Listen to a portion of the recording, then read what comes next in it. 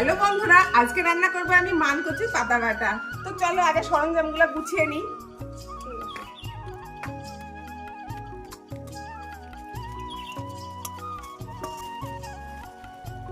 মান কচু পাতাটাকে আমি কেটে নেব। দেখো পাতা তো তোলা হয়ে গেল, এবার চলো লঙ্কা তুলে নিই। দেখো বন্ধুরা, আমাদের গাছে কত লঙ্কা ধরে আছে। তো এখান থেকে আমি পাতায় যে কটা লঙ্কা লাগবে তুলে নেব।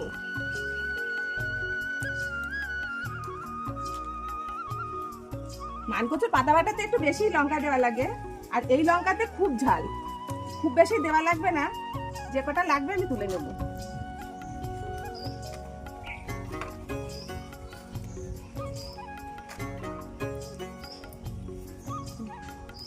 তো চলো, এতেই আমার হয়ে যাবে। এই লঙ্কাতে খুব ঝাল। দেখো আমি লঙ্কা আর পাতা তুলে নিয়েছি। তাকে এবার আমি এই যে শিরা ছাড়িয়ে বেছে নিচ্ছি। এই শিরাগুলো থাকলে মুখ ধরবে, তার জন্য শিরাগুলো বাদ দিয়ে এই যে এইভাবে পাতাগুলোকে আমি সব বেছে নেব।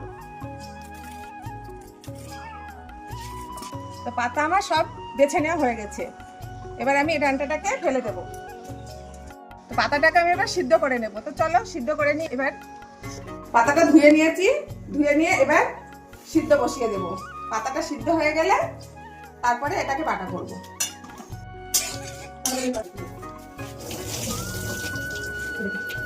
সিদ্ধ করে ঢেলে রেখেছিলাম, সিদ্ধ করা পাতাটা মিক্সির মধ্যে দিয়ে দিচ্ছি। কিছুটা লঙ্কা, মানকচুর পাতা একটু বেশি করে লঙ্কা লাগে, ঝাল না হলে ভালো হয় না। আর অল্প একটু পেঁয়াজ আর এই যে এতগুলো রসুন দিয়ে এটাকে পেস্ট করে নেব।